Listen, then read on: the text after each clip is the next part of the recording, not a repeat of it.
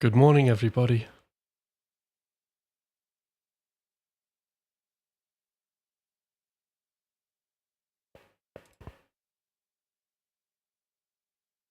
Thanks. Thanks, Troll. Yes, that was the missus doing her photography. Quite good, isn't she? Fully directed it. Stand at that phone box and hold that phone and look meaningful. Those are the directions. Right. It's mad, this studio, and whenever I get up, it sounds different, and the colours look different on the camera. So anyway, what you been up to, Troll? Good to see you on here.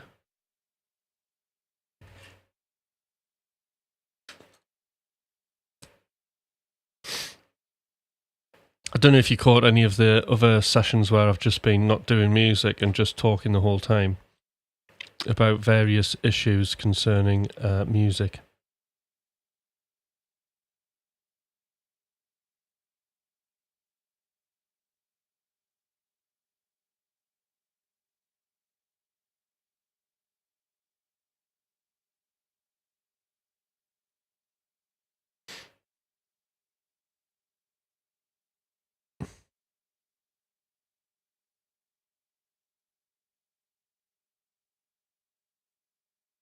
So, what was it on Monday? I think the last one of them was Monday, and then I started. Whoops, that's quite good. Monday, I started talking about fear. That was where I ended up doing fear, which was very interesting because I talked about basically my experience of it.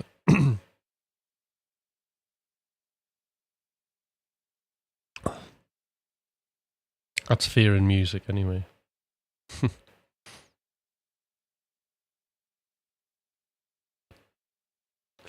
So I wonder if there's anybody else here. We've got another Sean. Were you here on Monday? You weren't, were you? It was Monday or Tuesday. I was talking about fear, anyway.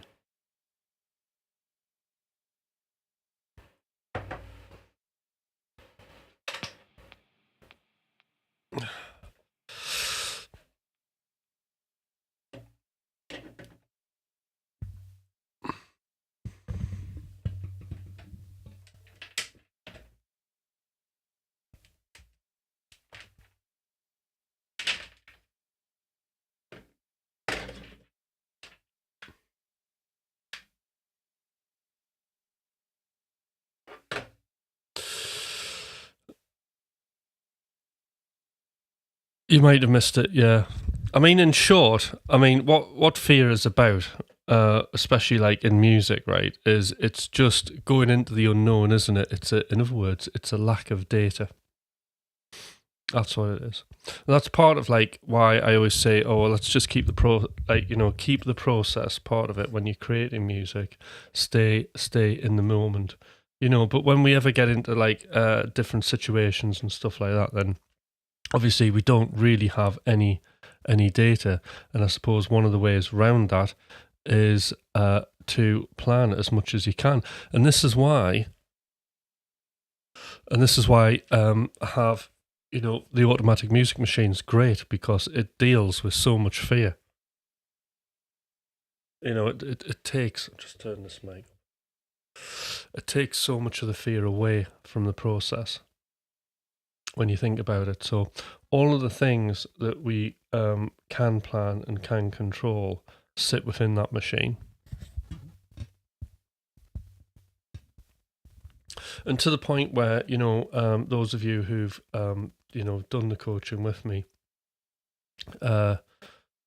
even when we're splurging or even when we're doing the very divergent things, we can plan, can't we? We can plan, we can give ourselves something. Nothing's guaranteed to work, but we can give ourselves a starting point which will give us some certainty. Move the phone out the way of the mic. There we go. So, just a few thoughts that I probably didn't mention when I was talking about it. But yes, good to see you, Sean, Graham, Troll, Very good. Oh, and there's Zed. Hi, Zed. I was listening to your Halloween tune the other day. Very good. Enjoyed it.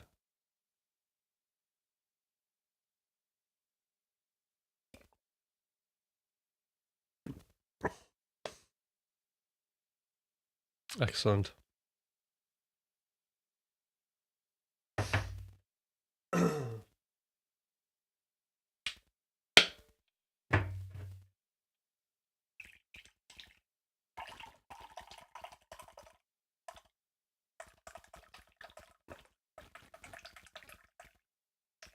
Haven't had enough coffee, have I? Right, so today I did have a plan, but I haven't actually done any of the plan. So I'm a bit fearful. What's it? There we go. Oh, thanks. Not as Halloweeny as I was going for, but it was the first attempt. Very good attempt. I suppose, like, the most Halloweeny you get is John Carpenter, isn't it? Halloween. An amazingly effective piece of music with just a few parts. Hey, and like sometimes that's what I think we do actually put too much into our compositions. I think a lot of the time, we can ask ourselves like, how can we be more effective? With the parts that we are actually using. It's something I've been thinking about actually lately, because I love having lots of stuff and things happening. But do I need as much as I do? Probably not. It probably could be a lot more simpler.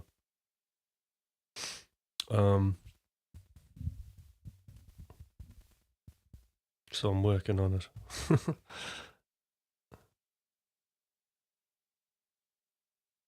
Hi, Gramps. Excellent. You drive home safely there. You don't want to crash.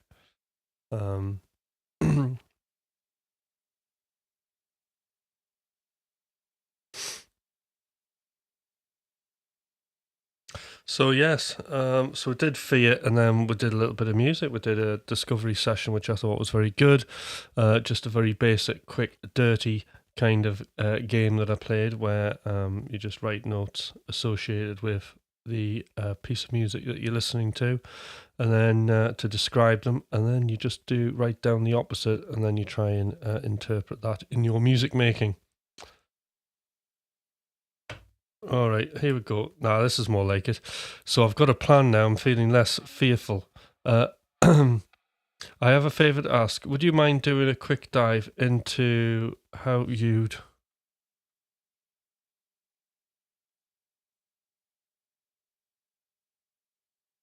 hooked up your EXO into your individual tracks? If it's quick, unfortunately, it's not that quick to explain. But I tell you what, you could just copy one of the channels, couldn't you? Let's have a look.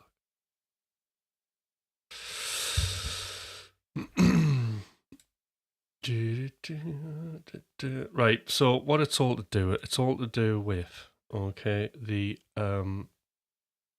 so to get it onto the pads. All right, where are we?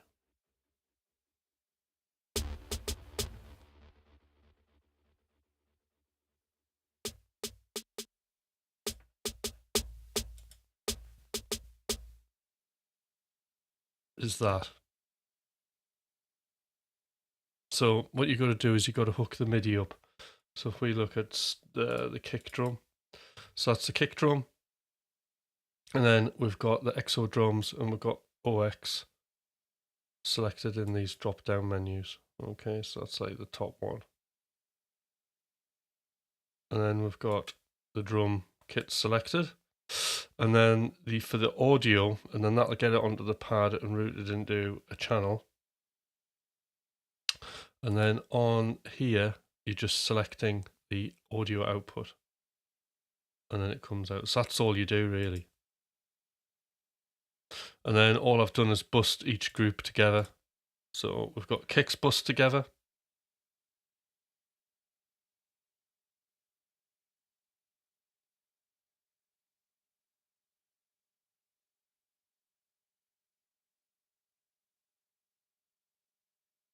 That's how we do it.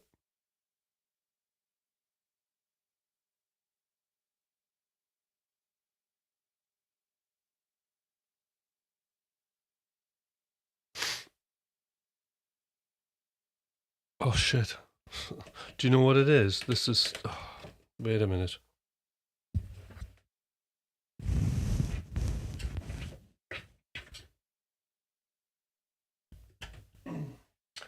That's the problem with the... Right, that's the problem with the morning sessions. I am completely dysfunctional at this time of the morning till I wake up. Right, okay.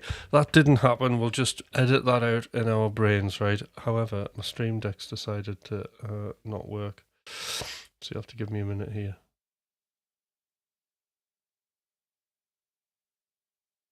I think it might get a new one, a bigger one. Better.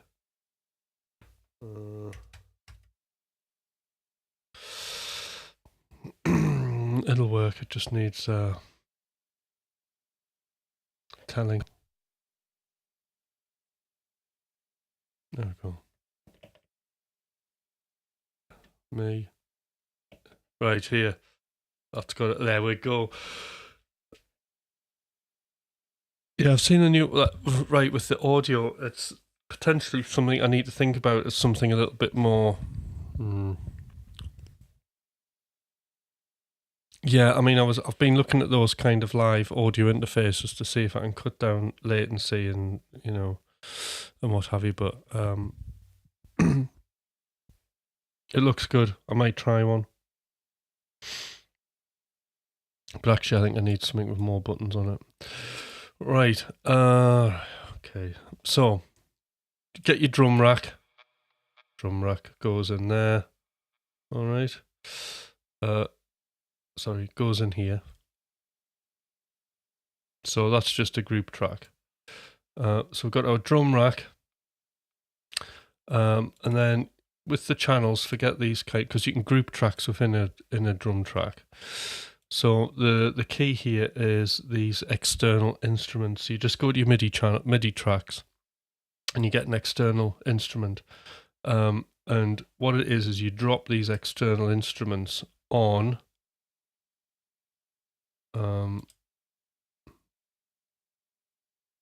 Yeah, sorry, there we go.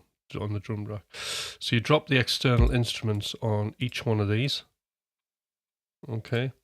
And then what you got to do is you go to the external instrument and then you select EXO drums and then you select one of these from the MIDI, one of the MIDI channels. So EXO drums 1, and I think these are all the same if I remember rightly. EXO drums 1. So all of these external MIDI racks are set to EXO drums number 1.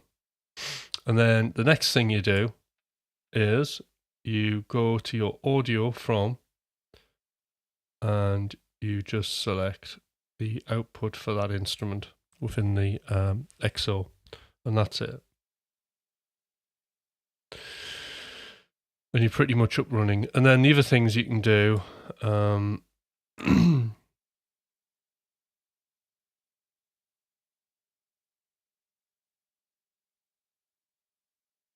is you can create these, which makes it a little bit confusing to show you, but you can create these groups if you want, but that's optional. I'm not sure if I want the groups or not, to be fair.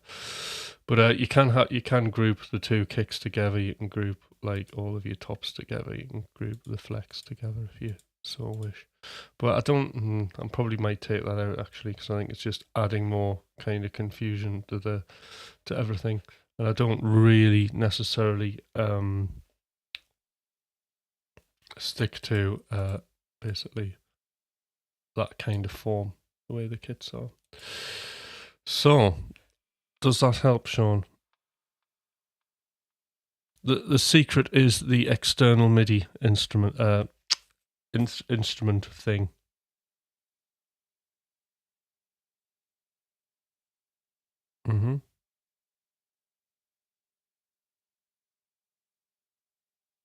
Well, I'll tell you what, Sean, you're in luck, because I know quite a bit about EXO, and I'll go through it now.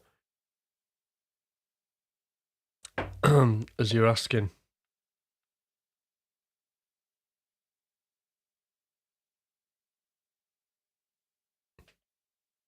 So the MIDI instrument is just assigning the MIDI pad to that instrument. And it's also routing the audio to these individual channels.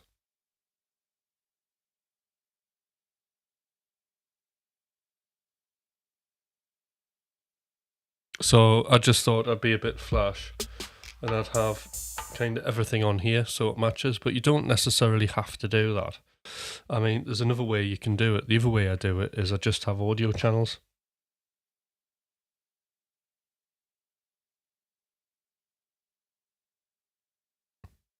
I suppose it's going to be listening into it.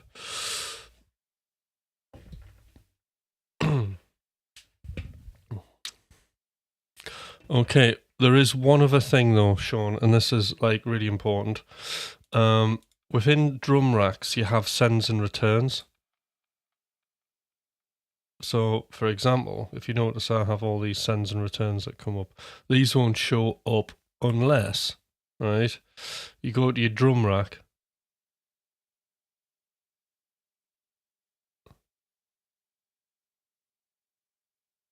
And find the sends and returns. Here they are. So and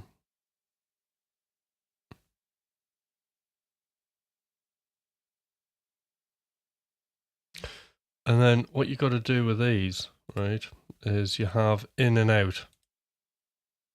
And on your return channel, right, so basically on your returns, you create a return channel. You can just click create return chain and then set the audio to your main auxiliaries. That's if you want to use these effects. So I have mine set to drums A, and ambient reverb. So what happens now is instead of like using send and returns within the rack, the sends and returns are external to the rack and they come out to here to these return channels. And you can create as many of those. So if I wanted to have another, like a delay or something, or more reverbs, I would have to create more more return channels within the rack just by simply right clicking, create return chain. So I hope that kind of makes a bit of sense there. But once it's done, you can forget about all that under the hood kind of stuff and sort of hide it all away like that because you don't need to really see it.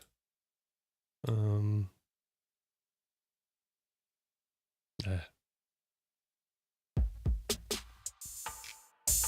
So it's a good rack, and you know it's like very handy because you can do this with any sort of like drum machines or anything like that. So, like in the past, I've done this with the Roland stuff, like the 808 and 707s. I kind of racked them all up. So you can do that. You can do that way. I've even done it with the addictive drums. I had like a template for that, which was handy because what you want to happen is you can then have on your MIDI roll like this, you can have everything named if you like to have things named. So that's like very, very handy as well.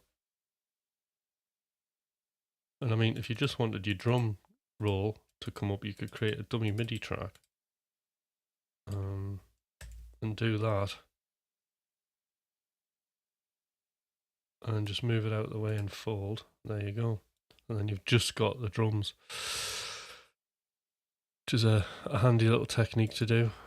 I'm not so fussed. I don't mind kind of roughing it and just using that. But that's how we can go with that. So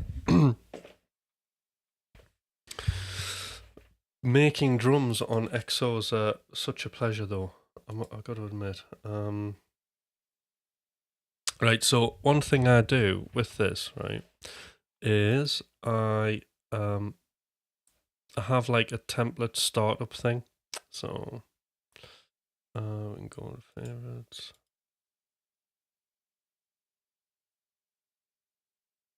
and just everything gets grayed out like that.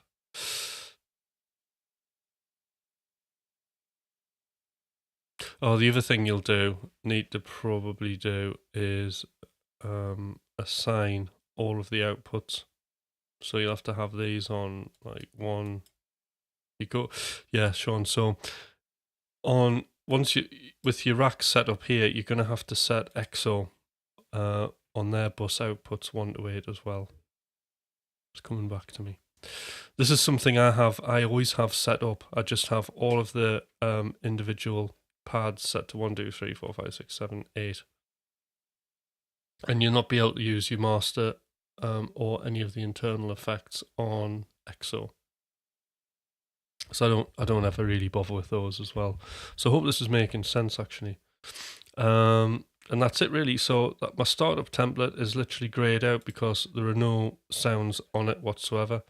And then the first mission is, you can go to the search icon, and then if you go select none, that'll deselect all of your sample packs.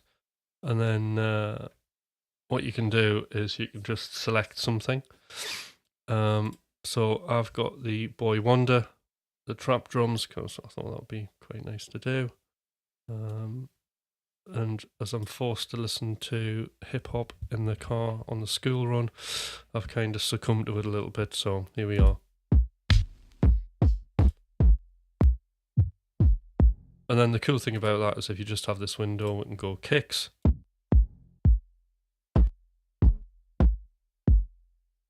Quite like that.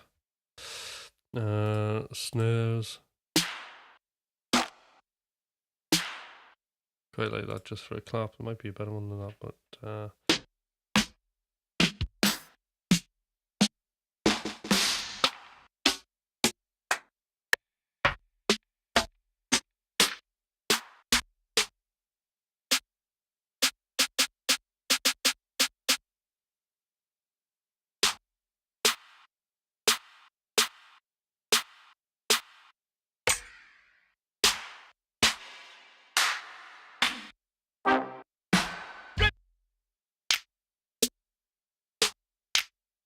that's quite handy having a snap. I think we've got enough there. Oops, don't know why it's selected that. Right. Kicks there.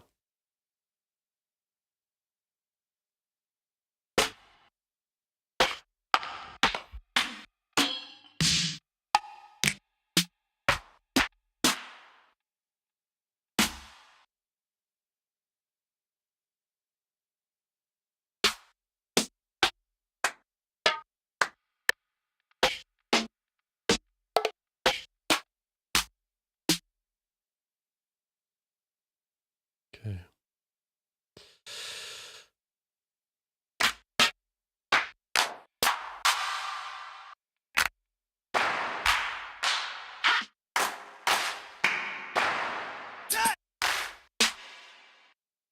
Actually, I prefer that.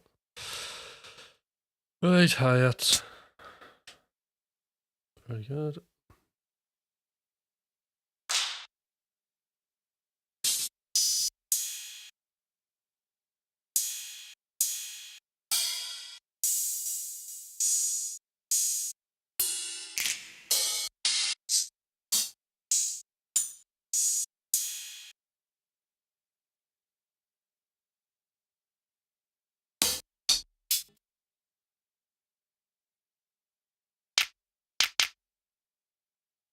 And we can get one percussion element maybe.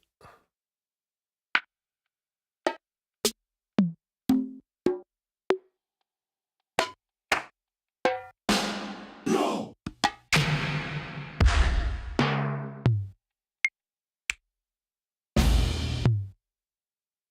Maybe that. Okay. So we're at 122 BPM, and I suppose I can just start putting stuff in. Let's go for half time.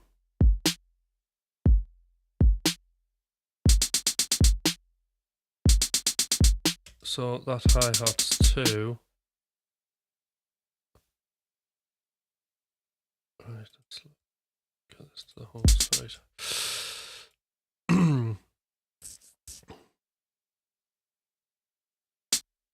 Different hi-hat, I think, needed here.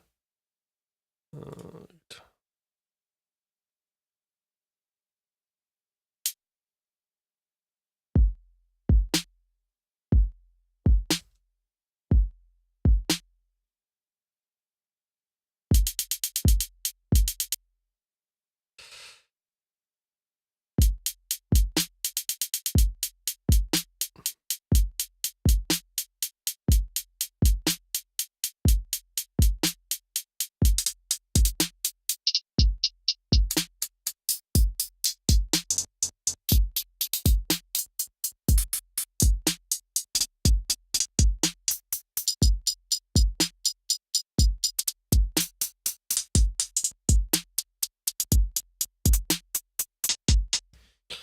Interesting, I can't find.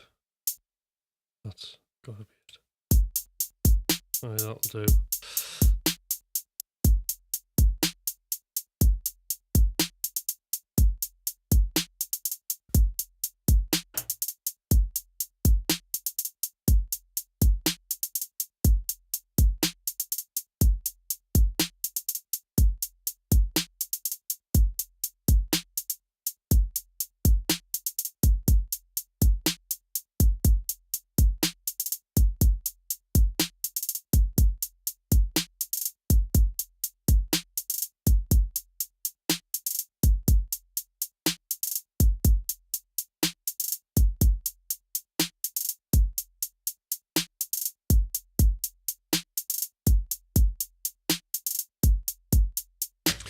So obviously that's one way we can make beats. The other way is to take this out of sync and then do it this way, which I prefer, just because I can have more bars and I can develop the drums a lot easier doing it this way.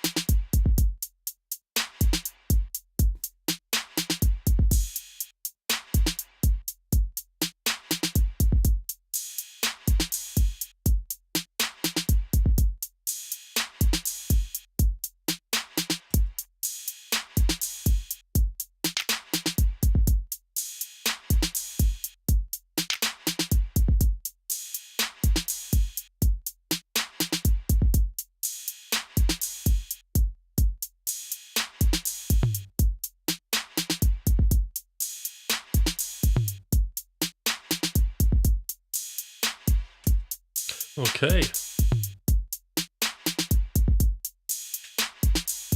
Put a few skips in. And fill out these bits for 30-second note maybe.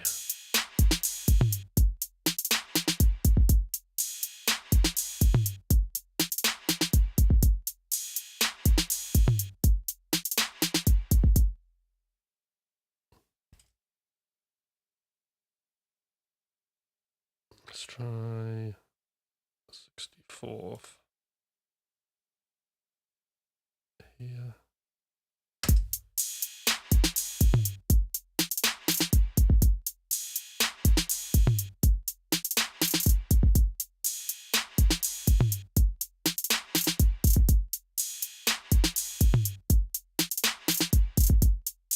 There we go. Got some nice hip hop trappy drums there, if you're into that. So one thing I do like to do is just like I like the in the groove pool in Ableton. I really like the Logic 16th 52% swing. There's nothing quite like it.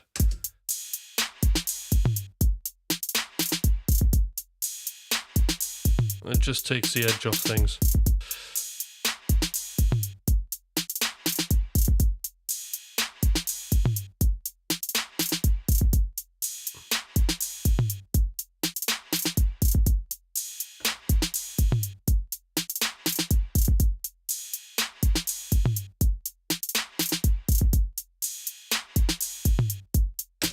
Now, having said that, you can make your own groove quite easily. So if I just take it off here, like one thing you can do to create swing is if you go for like things, select things that are on a 16th beat like this, these here.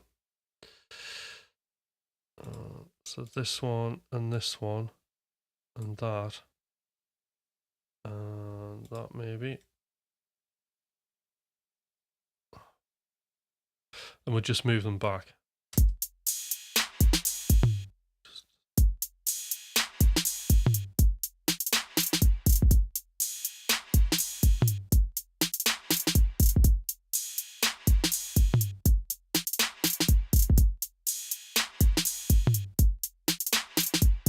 So this would have a slight swing to it as well.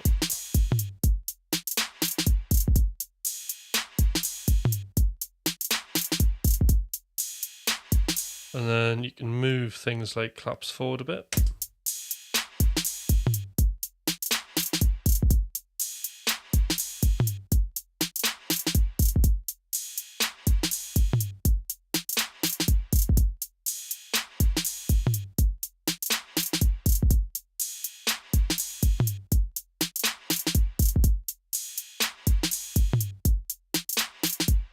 So you get a nice sort of interesting groove doing that.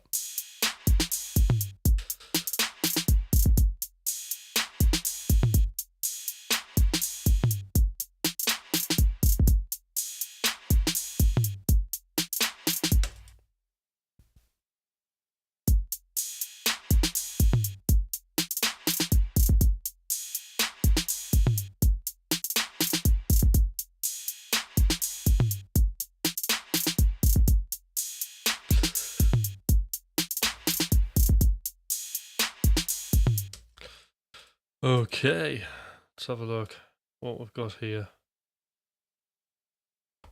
A bit of serum. Try and find some inspiration.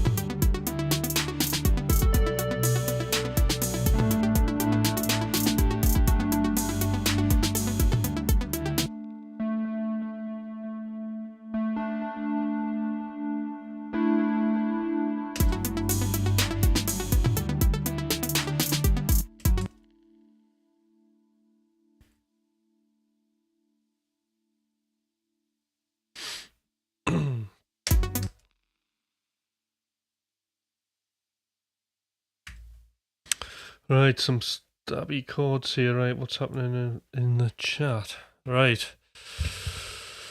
Oh, hi there, Pete. How you doing? Gramps, you're back.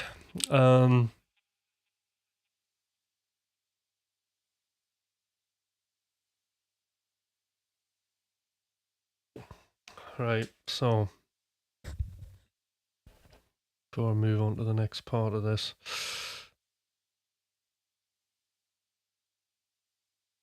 Right, Peter, I love the vibe of this one already. Very melodic to me in the best possible way. Thank you. Gramps, every time I see the percussive universe, it reminds me of the M deck music chord constellations. That sounds interesting.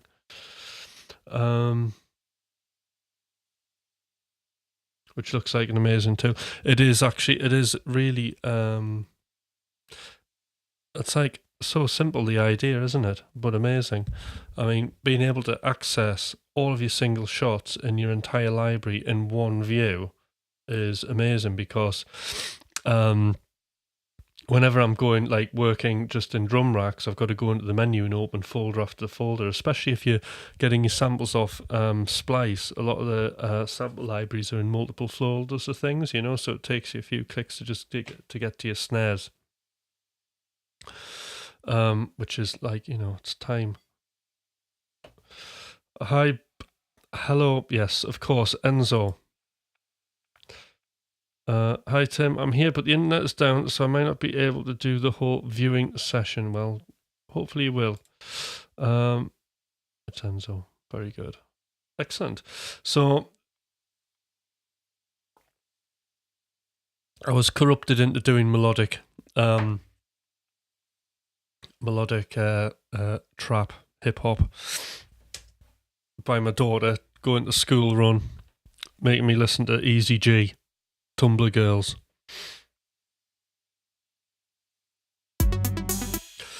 However, in a past life, I did produce hip hop.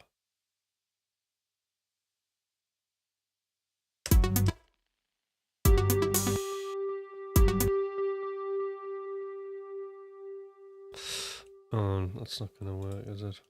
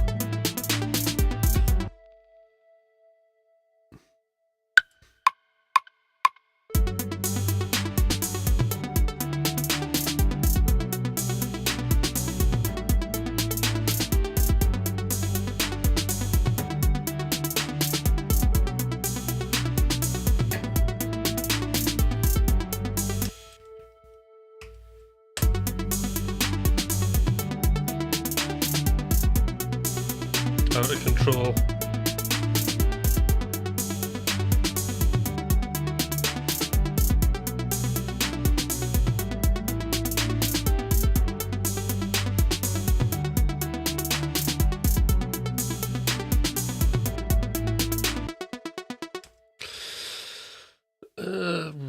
Right.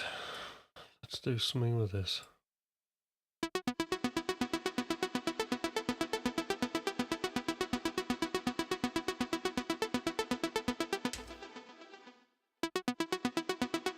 Sounds like I'm going to do melodic, some techno thing. Let's have a mess with this. Lo-fi, that sounds good. That's more like it. Um,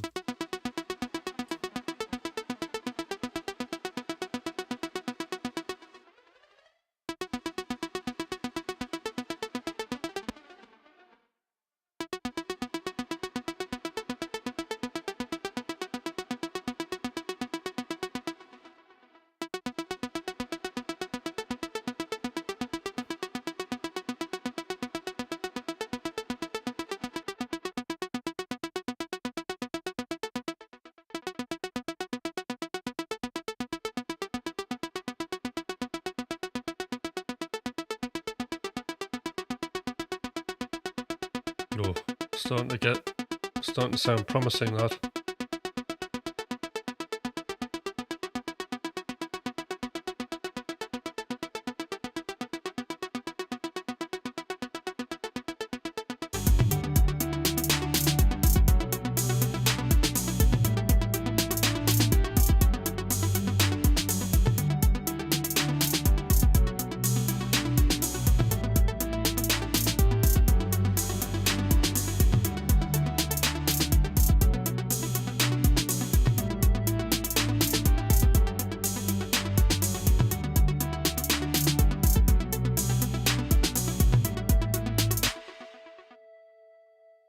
Just throw loads of shit in. That's what I say. There we go.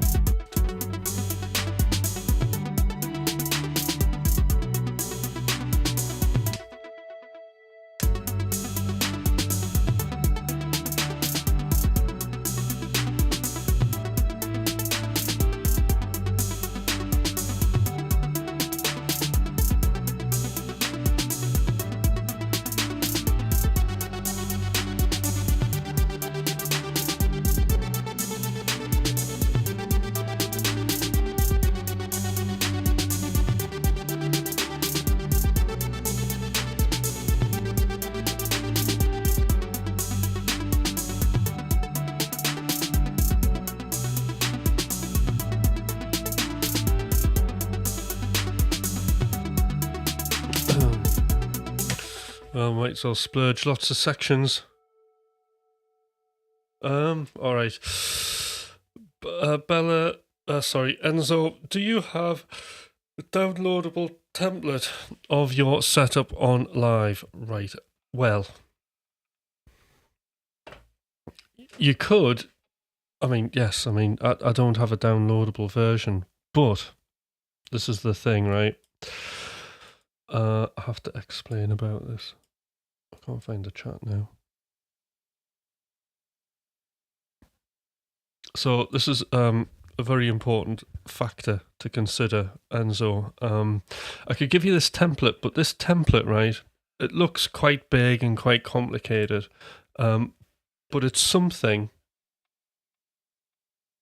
When we look at this template, right, this is something that I've practiced using. So if I was to give you this template, you'd be kind of lost in it. But I'll give you the concept of how you can just make your own template and you can practice it like an instrument. So anybody who's considering coming in my coaching group, basically what it is it's $200 a month, right? And every week you meet up in a group of no more than 4 people, all right? For $200, and basically I coach you for 2 hours, right? And we go through an exercise. When you first ever start the group, right? Usually what I do with people is I'll do like a call with them individually to get you set up. And one of the things is to set up a machine, and then the other thing is to set up your template, which will be beats plus 3. Okay, so you think of this like a band member, and I suppose like the DNA of this will be kind of here when we look at this, you know. So my template really is like, well, beats, bass, and then we've got the music, which is really split up into like basically a lead and a mid-range instrument. Okay. So you basically your template is beats, so that's your drums. So you could have like XO, or you could have an Ableton drum rack or whatever, or full drum kits. That's your drummer, right?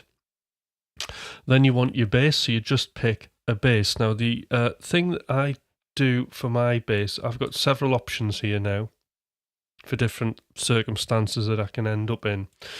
But fundamentally, my main bass that I use is probably this Tal, right? And the reason I use this Tal plugin is because it is super simple to use. There's just a few sliders. And if I want to make something quick, or I need to like adjust something as I'm going along to make it musically fit, we're not talking like mixing kind of fit, but I'm talking about, you know, the actual how I can make this sound fit, then the Tal bass line is my go-to. I mean, there are other SH101s. I found a brilliant one. The soft tube one is excellent, but this has a few more features on it that are a little bit more lend themselves more to modern music. It's retro, but you've got things like full range envelopes and stuff like that, so it's a little bit more snappier. Maybe doesn't sound quite as authentic as the other one or quite as bitey, but it does the job, and there's some sounds on here which I can't get on the other one that I do like. But fundamentally, I just have this bass line, and I'm either this bass line plugin is either set on bass line 3 or 4, and I'll use one of those two, depending. If I can't get the vibe out of 3, I'll go to 4, and if I can't get anything out of that, what I'll do is I'll just ask myself, how can I make this sound fit the music that I've got? You know, does it need a long sounding bass? Does it need a shorter sounding bass? And you can just easily make that on the envelopes, can't you? You can make things more snappy with the filter. You can shorten the length and the notes on the envelope. In short, basically this instrument is very easy to master, and it's not overwhelming, and I can quickly come up with things. All right, so that's why I use it. I have a Reese sound here because I knew I'd been making so a Reese sound is this.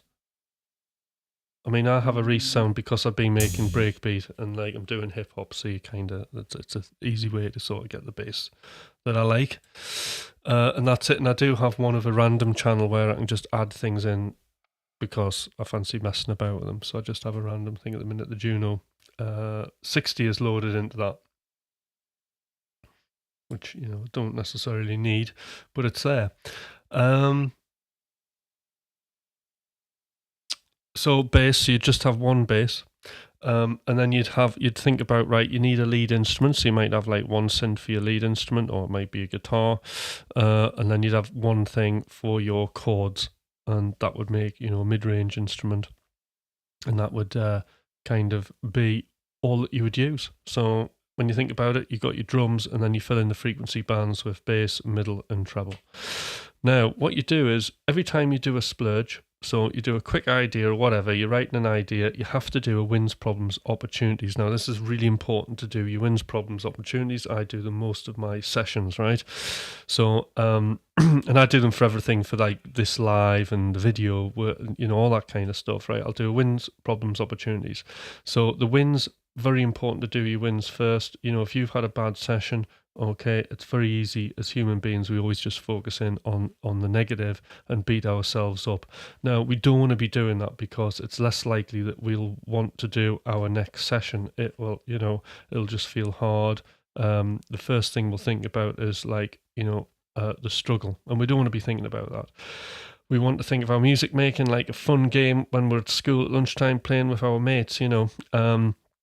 We want, despite the hardships, you know, we want to get back to it and we want to do stuff, right? So wins, always start with your wins and write them down, because it's very, very important, okay? It also highlights the things that you necessarily either want to double down on because they're a strength. So a lot of the times, hitting hard on your strengths is a good thing to do. I think in guitar world, we can get obsessed as musicians with our weaknesses. There's a big focus on weaknesses, and that's not necessarily the way to go. I like to focus in on my strengths, really. So everybody picked up on my legato, and what did I do? I went, well, okay, if you've got me there, I'm all right at legato, so I doubled down on it and made it even better, and that helped me to stand out. So being aware of wins is very, very important, because that can be also, you know, it's what you naturally do. and or it's what you've developed. Okay, so facing frontwards out to your audience, it's a good thing to develop that, because it may be the thing that makes you unique, and then you become the legato person, and you kind of go up on the what's on the value chart. Okay, if we think of value, I want, rather than being a generalizer with technique, right? Tom Quayle specializes in legato and jazz, doesn't he? So he's the guy to go to for that. So it can help you doubling down on those strengths and not getting wrapped up in the weaknesses and trying to bring them up to a strong level. However, saying that, it's important to do the problems. The problems are really everything, because being acutely aware of the problems that you're having in your process is the way that you're going to create new knowledge for yourself, for you to then develop as a musician. Okay, you can do as many lessons as you want. You can be, well, the coaching's amazing, right? Because it's the thing that absolutely transformed me. But at the end of the day, it all comes down to you, right? And it comes down to your problems. The things that we have to embrace as producers are fear, because we're always going to be on the unknown and uncertainty. And to become more certain, not that we'll ever have certainty or anything like that, but to keep us coming back and to keep us developing, really the way that's going to happen is looking at your problems and solving them. Okay, and this is all done in your wins, problems, opportunities. So you'll write about your wins, and then you'll write about the problems you're having. And I like the free write on the problems, because I'll write, that was an awful session, this was horrible. It's almost like therapy, right? I get all of the crap out of me, and then suddenly, like, really practical stuff will start kind of coming out. Like, this was a problem, that was a problem. I avoid doing solutions in that problem stage. Like, suddenly solutions will come flying out. I just write all the problems down and make myself write all the problems down when the problems are finished, and then I free write on the solutions. And I do all the solutions, all the options, and then I just go back over the options, and I make a nice list of things that need to be done. And on that list, right, everything that is on that list has to be binary concrete, or concrete binary. In other words, it's a yes, no answer. So, yes, I've done this. No, I haven't done that. Goes on the list. And then what you can do with that list is then order it in priority of the things that are going to give you the most leverage with the least effort. Are probably the most important things to do. Things that are like, low impact and like shitloads of effort, just cross them off and don't even bother. Because what you also find, weirdly enough, is when you identify the options, the things that are going to give you the most leverage, the smaller things that are going to cost you a lot of effort disappear most of the time, and you don't have to do them. What we do as humans, though, is this. Okay, we'll tend to look at the smaller problems and then deal with them first, because it's less noticeable. And it's a procrastination thing that you got to watch out for. Go for the bigger stuff, the stuff that's going to have the biggest impact for you, your career, and the listener, because at the end of the day, they've got to hear this stuff, haven't they?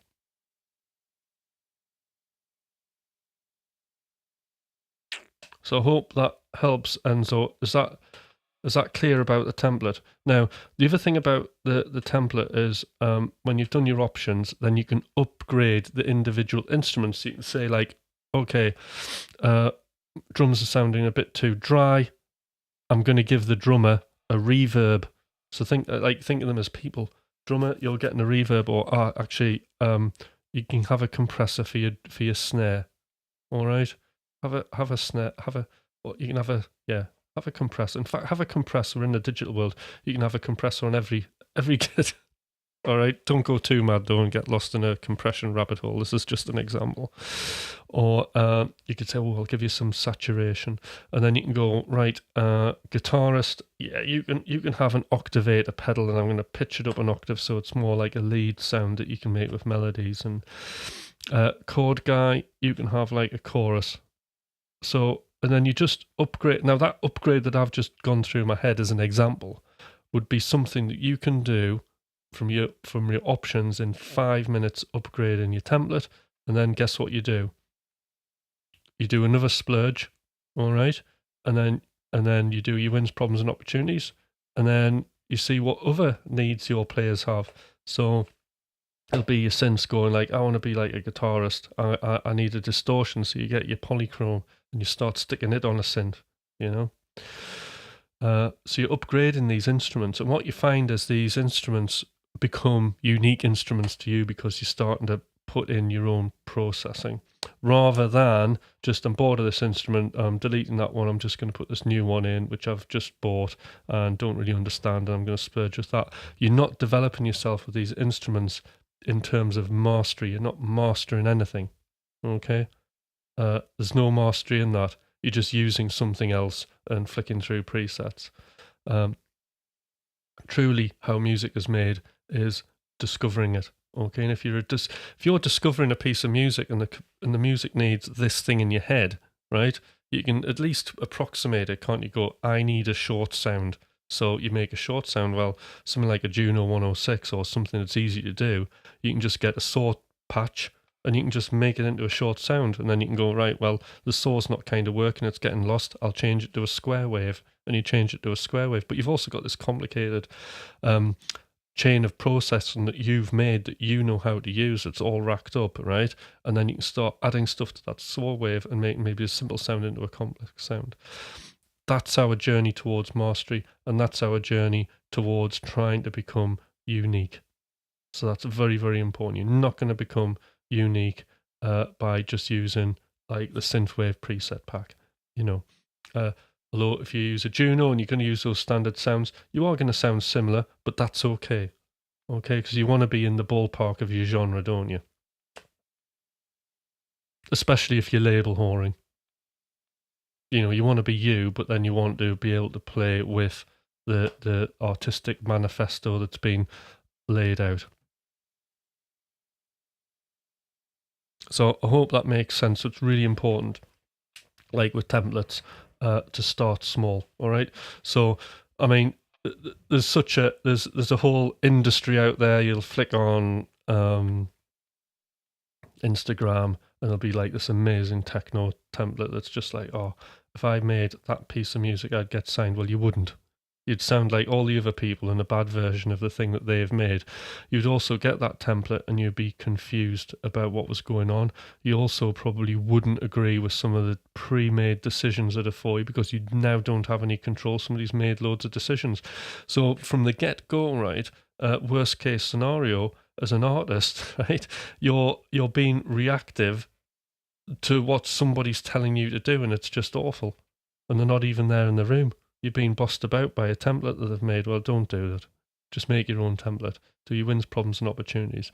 You could do 3 splurges in a session, 3 lots of wins, problems, and opportunities. Your template could start looking amazing.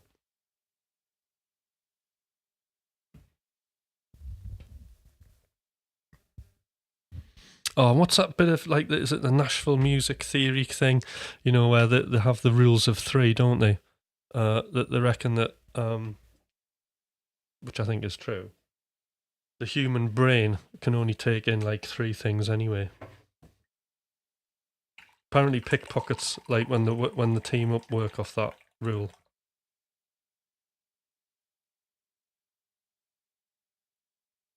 So you've got like the background that's going on. Say if you're like in a shopping mall or somewhere crowded, stuck on a bus.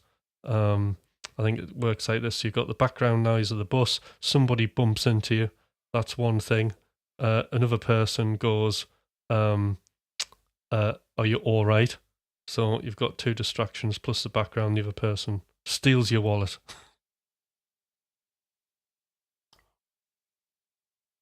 So we can do the musical equivalent of that. You know, we can use this rules of 3 and then we can distract people's attention all over the shop. So it's another thing to think about, isn't it? So you've got your drums, and what people will hear when they're listening to a music, they might hear like the snare, and they'll hear the vocal, and there'll be some other supportive melodic instrument that'll be going on there. So also it's a really good way of thinking of your music like that. You know, what 3 main parts do you need?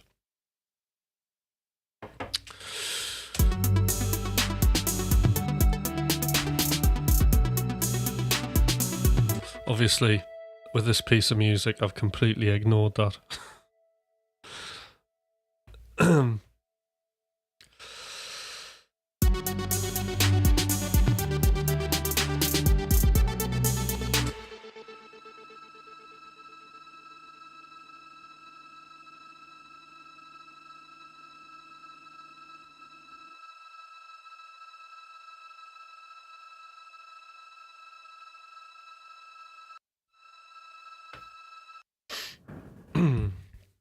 It's lovely and lo-fi, that, isn't it?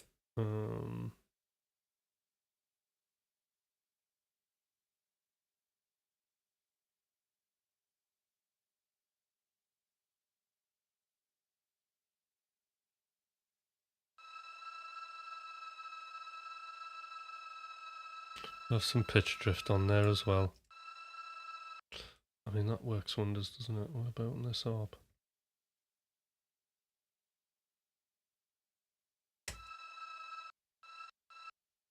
Not just yet. Chords. I need some chords.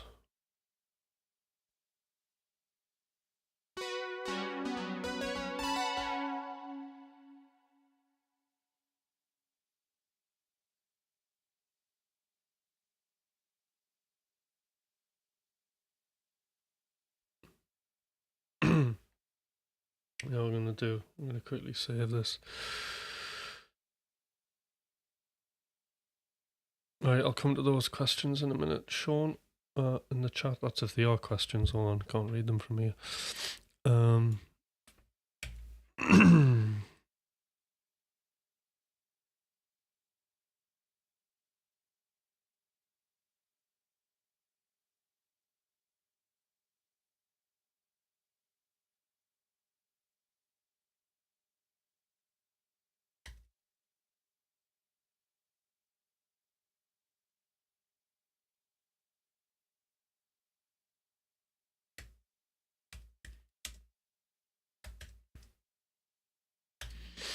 All right.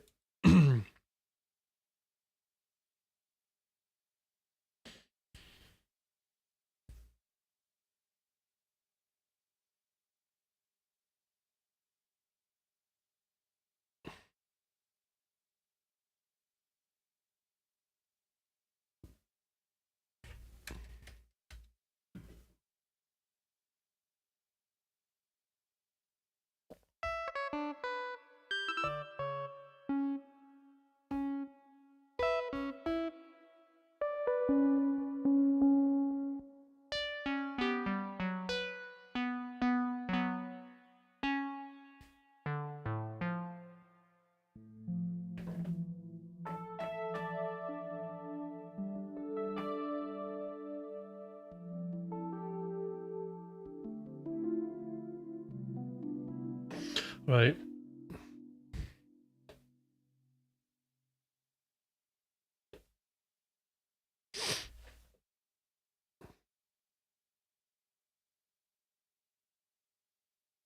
What you said earlier about being fearful is because of lack of data is just so spot on. I've been so afraid to start messing with Tal Uno. Yeah, exactly. And the way to dip into that is to splurge. Okay, because you're making music without judgment, so it doesn't matter, does it?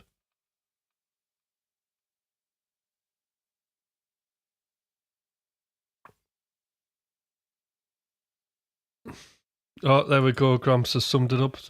The Nashville method, yeah. 3 stupid things, some stupid rhymes, some stupid chords, some basic melody. It's a starting point. If you think of the template, we can develop something very complex from that. Remember, like Leonard Bernstein, and when he came across the harmonic series, fundamentally that's in those famous classical pieces. That's the DNA of something, but what actually hangs on top of those simple ideas can be very, very complex. But I heard your voice in my head and just went right into it. Turns out it's actually really easy to get a hold of, and all of the controls make. Oh, it doesn't fit everything on.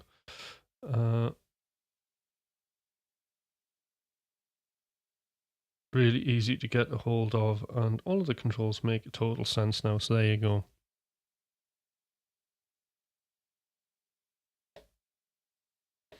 There you go. A power up, Sean. Imagine if you hadn't have caught me this morning. You might not have done that. It's a lifeline, this show. Actually, I don't know if I would consider it a show, to be fair.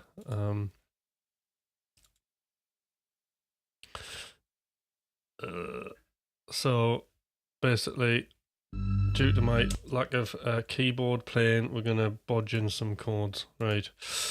Luckily, I only want them as like kind of a pad thing, so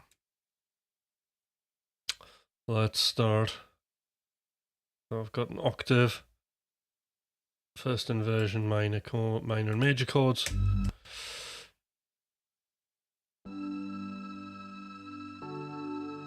Oh, that's nice.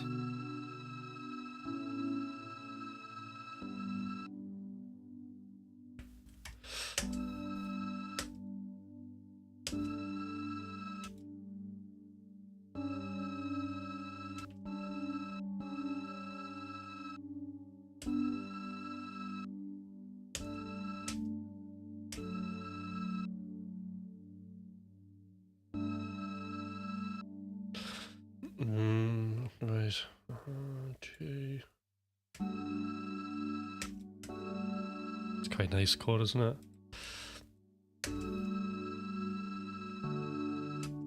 See, I shouldn't extend everything. I don't have to extend everything, but I just can't resist it.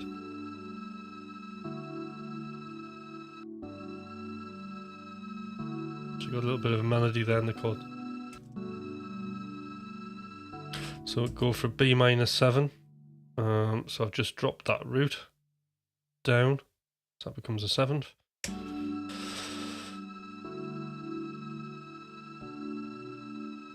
And we could have a 9th by adding the C sharp in.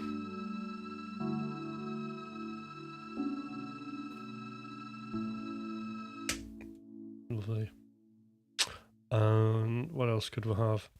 We've got this A chord, so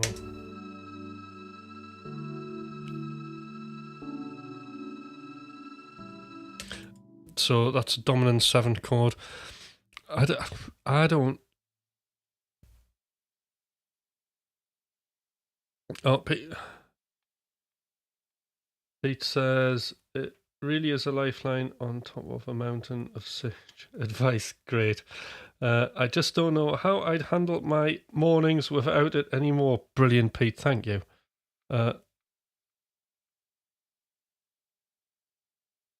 Yeah, the keyboard chord bit is inside. It is, but I'm triggering like this. The instrument I'm using is just a Diva electric piano. So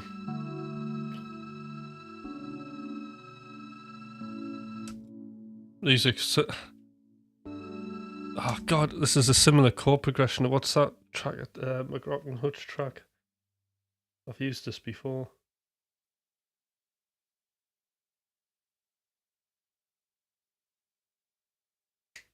It's the Karate Kid one. I wish I knew the names to our tracks. Alright, dominant 7 chord. What can we do with that? Right, well, I think making it a sus. Like 9s work nicely on them. That takes away the sickly 7th. Like that. Or we can make it into a sus 4. There you go.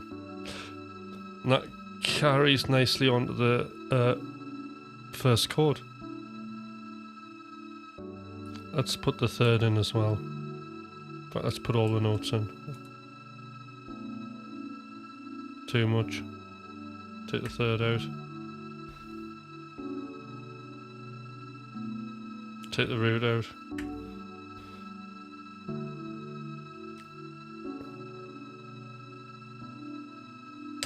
So I'm just experimenting here by removing and adding different tensions of the chord till basically I get something I like.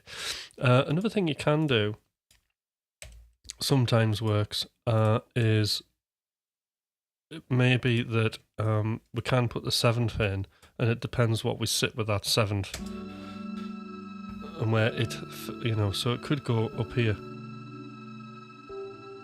No, it's never going to sound good, right?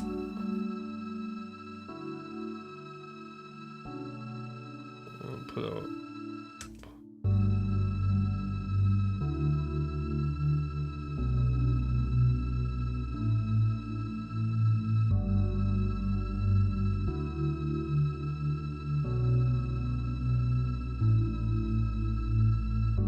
See the great Reese's, aren't they? You and Me. Thank you, Sean. You know the song's better than me. You and Me. It's interesting because I'm just realising something here, as those chord voicings are very sort of me. It's the kind of thing I go for, trying to like extend everything and trying to find some sort of melody within the chord thing. So I don't necessarily see that as a bad thing, but what I do probably have to do is I'm just going to copy this a second. And I'm just going to switch that off for now. And then we'll call this a piano. I do like electric pianos, and I think that comes from I've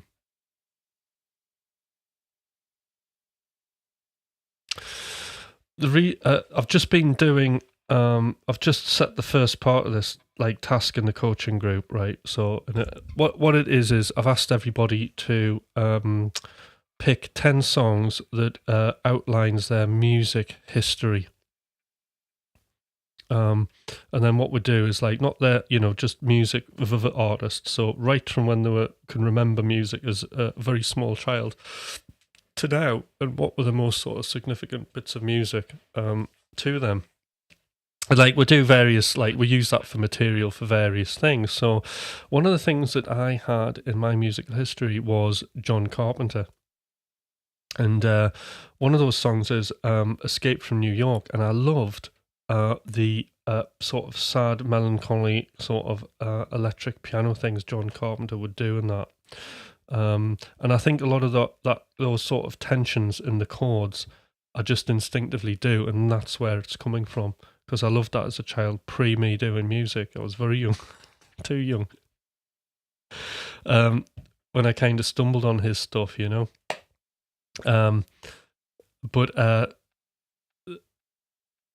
so that electric piano sort of interludes and the theme tune on Escape from New York is something that stayed with me.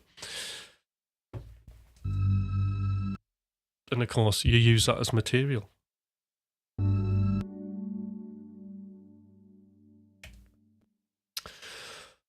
Right, Omnisphere.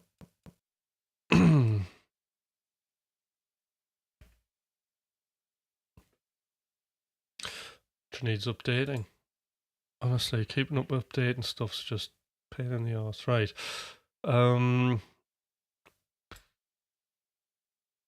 Somewhere here. There we go. Stars, big analog strings. Hopefully this will sound alright.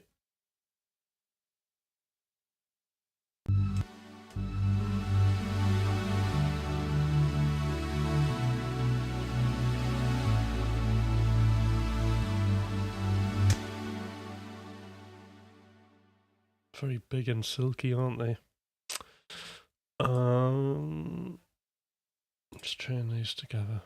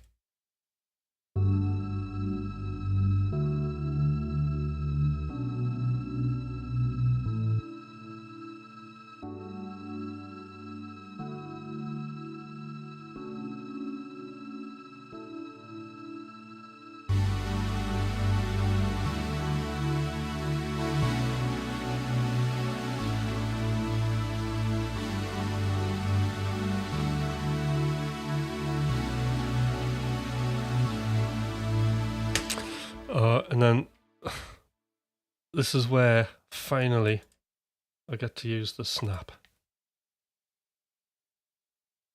You've always got to have your snap sound in hip hop. So, where did I put it? Is it here? There you go.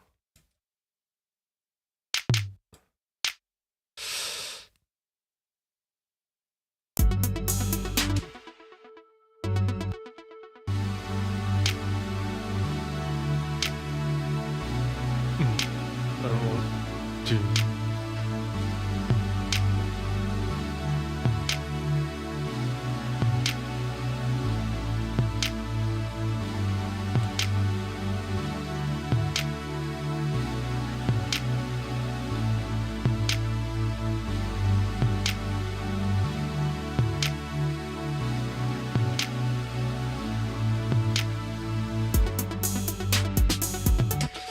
So, then what we can do,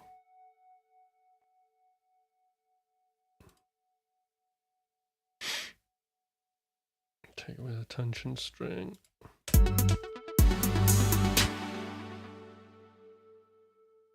Space.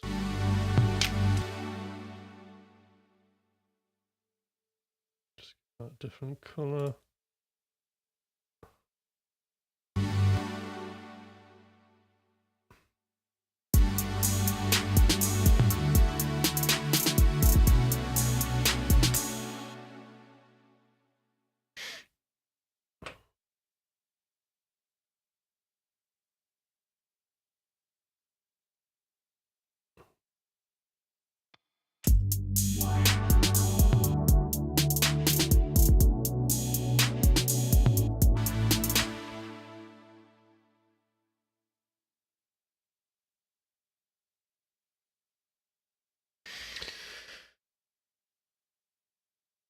Oh God! Right, where?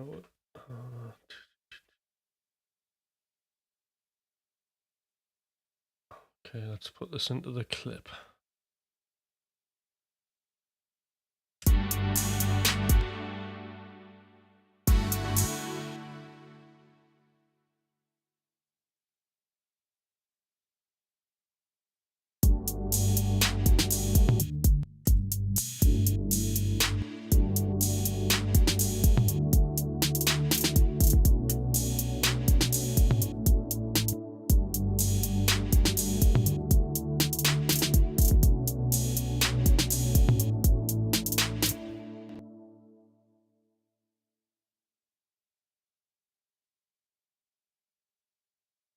B minor.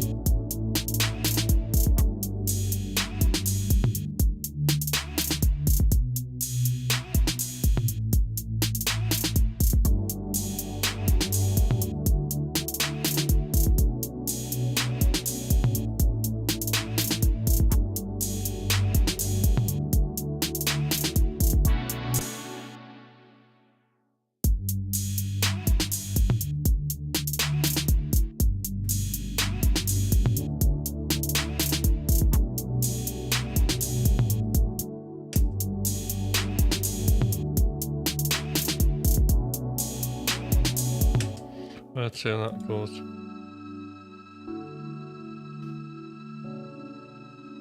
Hi, Kevin.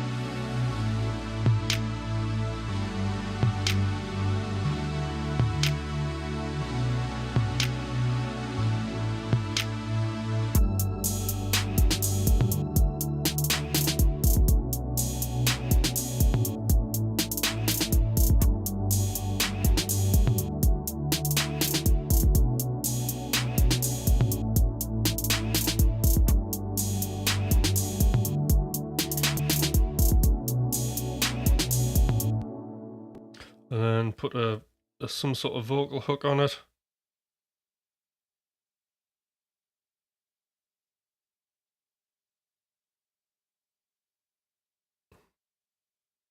There's another update. Right, okay.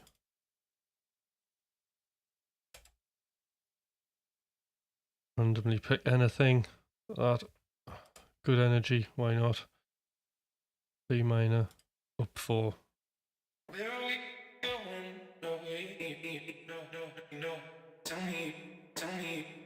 Right,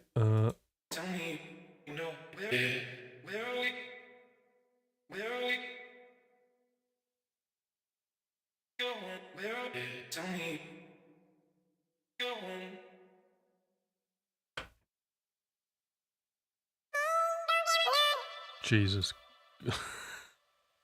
Don't want a chipmunk. No. Sun is shining. Sun is shining.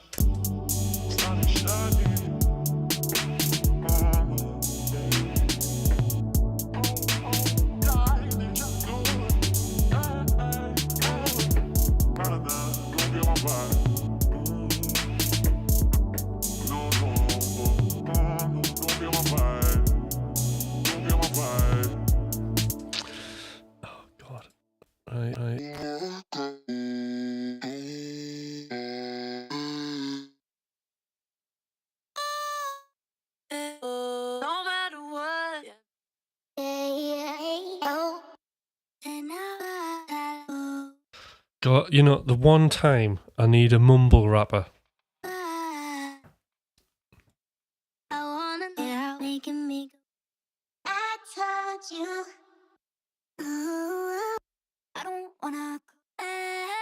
I'm feeling ready to get you.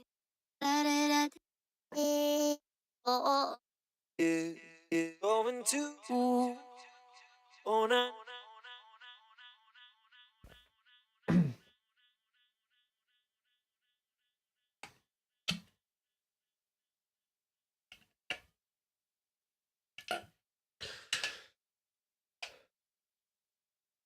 Sounds like AI singing, doesn't it? That's because everything gets auto-tuned. I'm not using auto-tune, but these will be auto-tuned.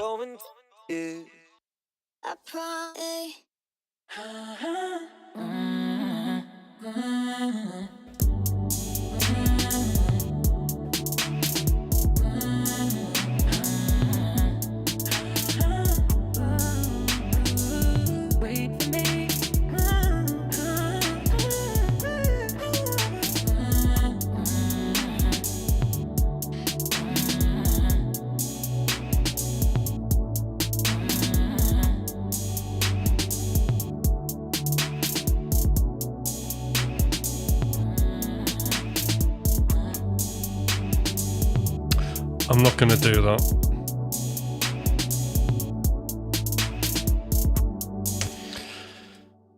All right, so we've got some parts here today.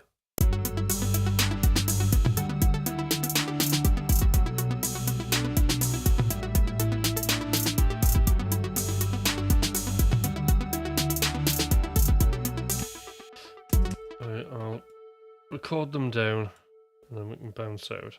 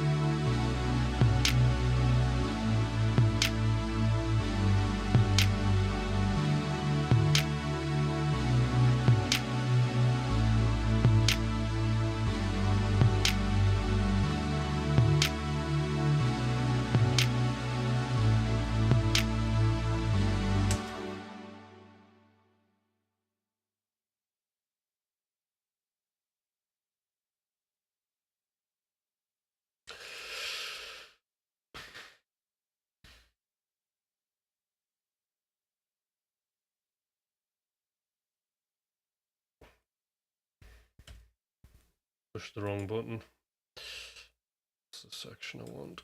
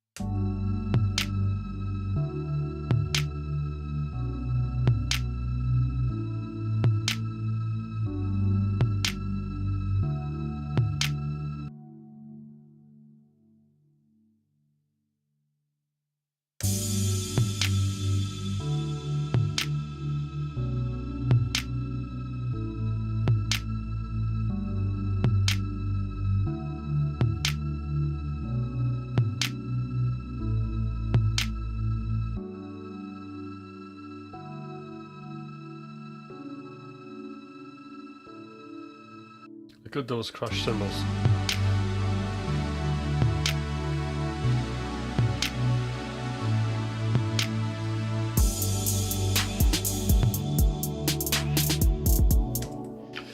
There you go.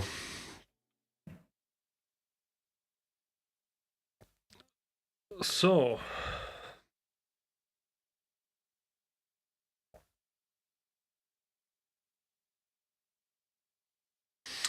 yeah, Omnisphere isn't cheap, but I've had it for years, and it's got like every single sound ever in the whole world, and you can get lost in it. So be careful if you get it, Sean.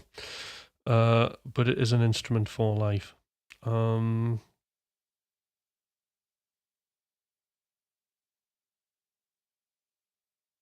Kevin, this is really sick. Love that pad. Wonderful, thank you. Gramps, yes, sounds like AI. Really like that. Right, now, I think I'm coming to a close. I've run out of coffee. I've run out of energy. I've done a splurge of multiple parts of something. Interestingly enough, I haven't kind of laid this as anything. What am I saying? I haven't actually structured this as anything in particular. It's just a succession of parts in the order that I did them in, with a bit of guesswork of how I would want to end this. But apart from that, we're coming to a close. Again, it's great to be back writing music with everybody watching and stuff, and I really am. We're a bit slow at the minute with McRockton and Hutch with the release that's coming out, so it might. I'm really toying with the idea of doing some synthwave label fast turnaround label whoring. I'm getting that itch. I am, because I keep talking about label whoring, and I'm wondering about it. So I am going to do a free write on being a label whore today, and I'll let you know my findings tomorrow morning. So that will be an interesting discussion. Let's do it.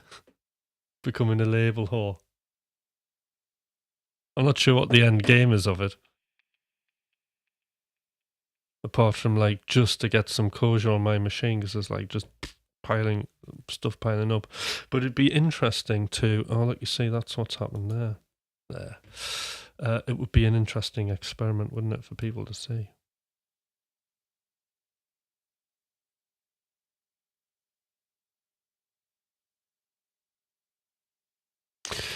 So back on tomorrow morning, and I think we'll be having a look at the track I was doing the other day, because it's been 3 days since.